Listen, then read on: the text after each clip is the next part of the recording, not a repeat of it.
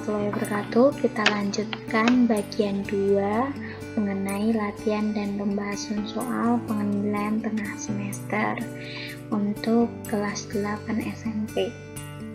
Kita lanjutkan, kisi-kisi nomor 10 itu disajikan gambar ikan.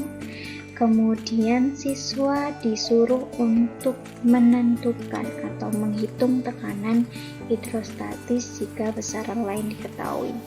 Seperti yang telah kita ketahui bahwa tekanan hidrostatis dirumuskan dengan rho GH. Jadi ketika ikan yang berada dari dasar 60 cm dan dari atas itu panjang bejananya itu 140, maka dapat ditentukan kedalaman ikan tersebut adalah H sama dengan 140 min 60, hasilnya yaitu 80 cm. Jangan lupa untuk kedalaman harus dijadikan meter, sehingga 80 cm sama dengan 0,8 meter. Kita tinggal masukkan rho GH, di mana rho air itu selalu 1000 nilainya, dan G selalu 10, dan H itu kedalaman dari suatu benda atau ikan, sehingga hanya 0,8, sehingga 0,8 dikalikan 10, 8 dikalikan 1000, 8.000. Satuannya Pascal atau 8.000 Newton per meter persegi. Kita lanjut, kisi-kisi nomor 11, disajikan pernyataan siswa dapat menyebutkan faktor-faktor yang mempengaruhi besarnya gaya ke atas suatu zat cair. Jadi untuk faktor-faktor yang mempengaruhi besarnya gaya angkat ke atas suatu zat cair itu dipengaruhi oleh F angkat ke atas sama dengan rho G VBT. Di sini dipengaruhi oleh massa jenis. Rho itu adalah massa jenis, kemudian rho-nya massa jenis, kemudian G-nya percepatan gravitasi, kemudian VBT itu adalah volume benda tercelup, sehingga gaya angkat ke atas ini itu menyebabkan benda dapat terapung, melayang, dan tenggelam. Jadi di situ gaya angkat ke atas ini menyebabkan 3 keadaan benda. Yang pertama itu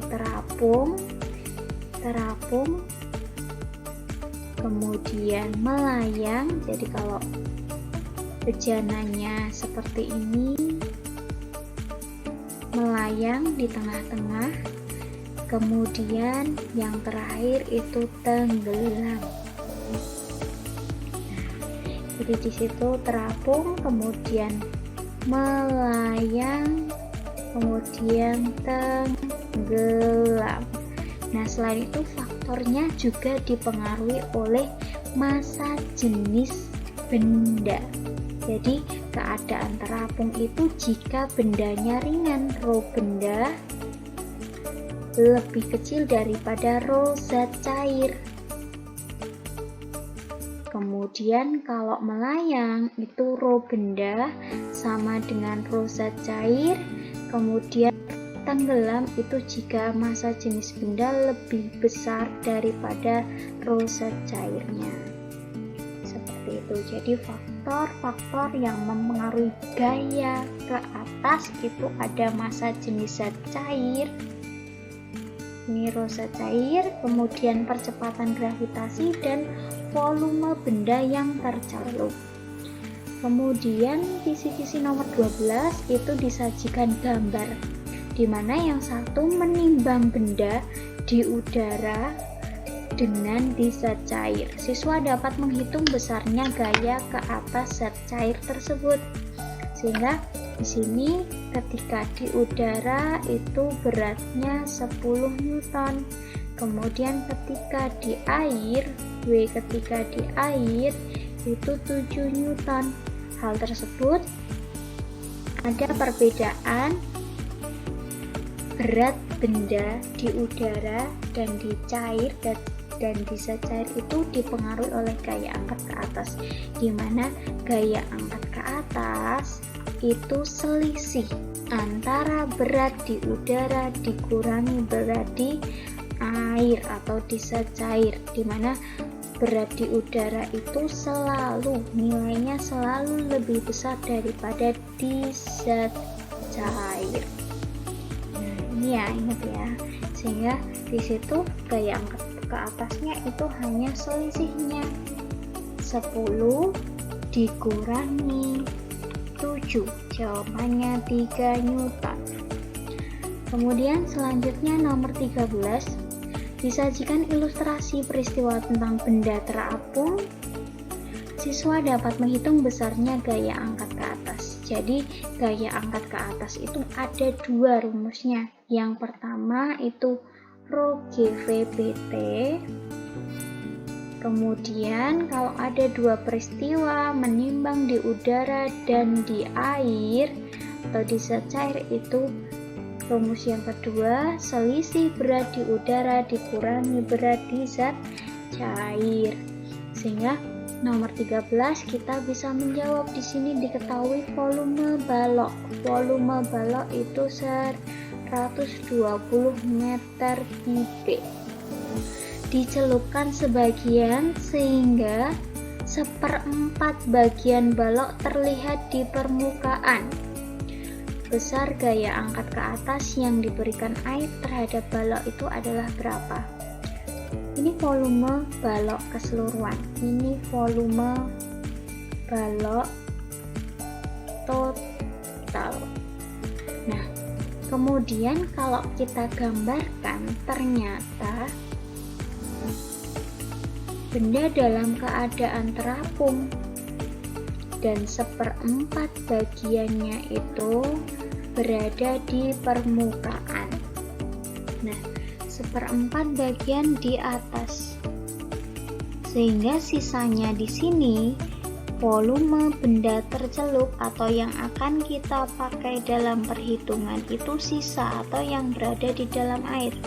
Ini sebanyak 3/4 bagian. Sehingga volume benda tercelup volume benda tercelup sama dengan 3/4 dari volume total 120. Sehingga jawabannya coret-coret 90 meter kubik.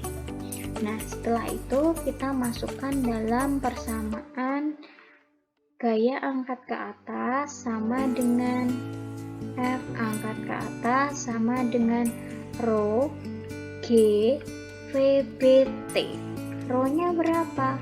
Karena di situ dicelupkan dalam air, Rho-nya 1000, G-nya 10, volume benda tercelupnya itu yang 90 bukan yang 120, sehingga di situ 90 tinggal nolnya ditambahkan di belakangnya ada 4. Ini 4. Jawabannya 900.000 Newton. Seperti itu. Kemudian yang nomor 14, disajikan gambar alat. Siswa dapat menentukan alat tersebut yang prinsip kerjanya berdasarkan hukum Archimedes. Jadi hukum Archimedes itu kan menyebabkan 3 keadaan. Yaitu yang pertama itu terapung, kemudian yang kedua melayang, kemudian yang ketiga itu ada tenggelam. Nah, sehingga di situ prinsip dari hukum Archimedes dapat diterapkan di kapal selam, kemudian kapal laut, galangan kapal, balon udara. Kapal selam itu kan dapat memenuhi 3 keadaan ini, bisa terapung, bisa melayang, dan juga bisa tenggelam. Selain itu juga ada aplikasinya, yaitu di jembatan ponton atau jembatan yang terbuat dari drone bekas. Nah, nanti diberikan kayu di atasnya, itu bisa terapung dan bisa dilewati. Itu merupakan prinsip dari hukum Archimedes. Kemudian nomor 15, disajikan tabel hasil pengukuran massa dan volume 3 benda. Siswa dapat memperkirakan posisi ketiga benda itu dengan benar jika dimasukkan ke dalam zat cair. Jadi ada benda 1, benda 2, benda 3 dicelupkan di dalam air. Masanya itu yang 1, benda 1 2, volumenya 2, benda 2 2, volumenya 5. Nah, ini dicelupkan dalam air yang massa jenisnya 1 gram per cm kubik. Ingat, di sini 1 gram per cm kubik itu air, air itu bisa juga 1000, tapi satuannya kilogram per meter kubik. Sehingga di sini 3 keadaan atau posisi ketiga benda itu kan ada kemungkinan terapung, melayang, dan juga tenggelam.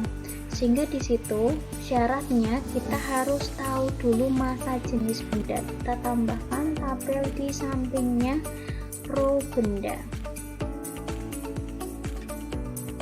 di mana row itu massa dibagi dengan volume. Nah, massanya berapa? Massanya 2, volumenya 2, sehingga row bendanya 1. Massanya 2, volumenya 5, berarti 2 per 5 itu 0,4. Massanya 4, volumenya 1,5, berarti 4 dibagi 1,5. 4 dibagi 1,5 itu kan sama aja 4 dibagi 3 per 2 atau 8 per 3, itu sudah lebih dari 1. Dimana untuk posisi benda terapung itu jika row benda lebih kecil daripada row zat cair. Nah, kita cari row bendanya yang lebih kecil daripada row zat cair, itu benda yang nomor 2. Jadi yang terapung itu adalah benda nomor 2. Kalau yang terapung nomor 3 jelas salah. Oke, jadi ada kemungkinan C dan D. Kemudian posisi benda selanjutnya melayang itu jika row benda sama dengan row zat cair. Jika sama, yang sama adalah benda 1, sehingga benda 1 posisinya harus di tengah-tengah. Jadi jawabannya yang benda 1 di tengah-tengah itu adalah yang C. Kemudian yang nomor 3 itu karena row bendanya itu lebih dari 1 dan massa jenis air itu kan 1, sehingga disitu jelas tenggelam. Jawabannya yang C. Selanjutnya nomor 16, disajikan gambar bejana hukum Pascal. Siswa dapat menghitung besarnya gaya jika besaran lain diketahui. Hukum Pascal itu bunyinya dalam suatu ruang tertutup, jika diberikan gaya dari luar maka tekanan akan diteruskan ke segala arah. Sehingga di sini tekanan di penampang 1 itu nilainya akan sama dengan tekanan di penampang 2, sehingga dapat kita tuliskan P1 sama dengan P2, dimana P tekanan pada zat padat itu F1 per A1 sama dengan F2 per A2. Nah, jika di sini itu ada mobil yang beratnya 5000, W sama dengan 5000, sehingga paling tidak untuk mengangkat mobil ini lebih sama dengan 5000, sehingga F2 itu di sini dimasukkan W untuk mencari gaya minimal. F1 nya berapa di sini? F1 ditanyakan A1 5, kemudian F2 5000, kemudian A2 nya 250. Sehingga di situ ketika satuannya di sini kanan dan kiri sudah sama dalam cm persegi, kita tidak perlu mengkonversi lagi ke dalam meter persegi, sehingga tinggal dicoret ini 25 dibagi 5 dibagi 5 1, sehingga hasilnya F1 sama dengan 100 Newton. Sehingga dengan gaya 100 Newton itu dapat mengangkat mobil yang beratnya 5000 Newton. Kemudian nomor 17, disajikan daftar nama-nama alat. Siswa dapat mengidentifikasi alat yang bekerjanya berdasarkan hukum Pascal. Berdasarkan hukum Pascal itu kata kuncinya ada hidrolik. Jadi yang alat-alat yang menggunakan prinsip hukum Pascal itu ada kata kuncinya hidrolik, yaitu rem hidrolik, pompa hidrolik, dongkrak hidrolik, dan gempa hidrolik. Selanjutnya nomor 18, disajikan gambar percobaan tentang tekanan gas. Gambar tekanan gas, siswa dapat menganalisisnya dengan benar. Nah, di sini percobaan pada tekanan gas itu yang pernah kita lakukan yaitu air dalam gelas, kemudian ditutup dengan kertas, kemudian dibalik. Di situ tidak tumpah. Karena apa? Karena tekanan dari luar, ya, P udara luar itu lebih besar daripada P hidrostatis gelas, ya. Jadi tekanan udara luar di sini menekan, sehingga lama-kelamaan kertasnya akan menggelembung karena tekanan udaranya sangat besar, dan di dalam gelas itu mungkin di sini cuma 10 cm, sehingga di situ tekanannya kan kecil, sehingga air di dalam gelas itu tidak tumpah karena mendapatkan tekanan dari udara luar yang sangat besar. Kemudian yang nomor 19, disajikan pernyataan tentang tekanan gas di suatu tempat. Siswa dapat menghitung ketinggian. Jadi ketinggiannya itu rumusnya ini ya, 76 ini paten, jadi dimanapun itu nanti P0 nya harus 76 karena tekanan tertinggi atau tekanan rata-rata di permukaan air laut itu 1 atm atau 76 cm3. Sehingga untuk kota A kita cari H kota A sama dengan 76 min 74 dalam kurung kali 100. Hasilnya 76 dikurangi 74 itu 2 kali 100, 200. Nah, jadi kota A itu yang mempunyai tekanan 74 cm3 terletak 200 meter di atas permukaan air laut. Kemudian HB 76 min 72 dikali 100. Sehingga jawabannya 76 min 72 4 kali 100, 400 meter. Nah, jadi kota B yang mempunyai tekanan 72 cm3 itu terletak 400 meter di atas permukaan air laut. Seperti itu. Kita lanjut nomor 20. Nomor 20, disajikan tabel data tentang ketinggian tekanan udara. Siswa dapat menyimpulkan data dari tabel tersebut. Oke, di sini ada perhitungannya, sudah ada perhitungannya. Sekarang kita masukkan ke dalam tabel. Kita buat tabel tekanan kota A, B, C, D dan ketinggiannya.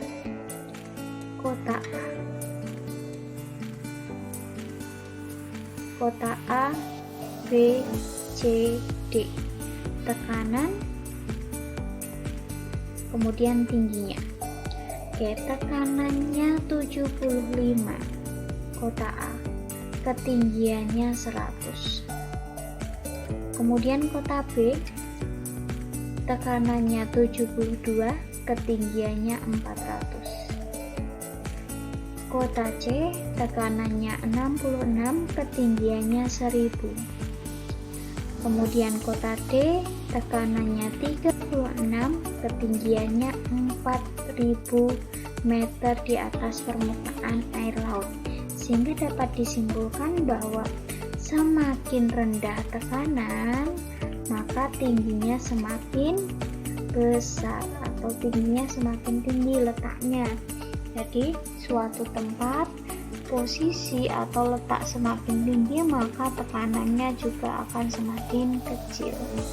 Jadi H semakin tinggi, maka P akan semakin kecil. Seperti itu. Kemudian untuk 21 dan seterusnya kita lanjut ke part 3.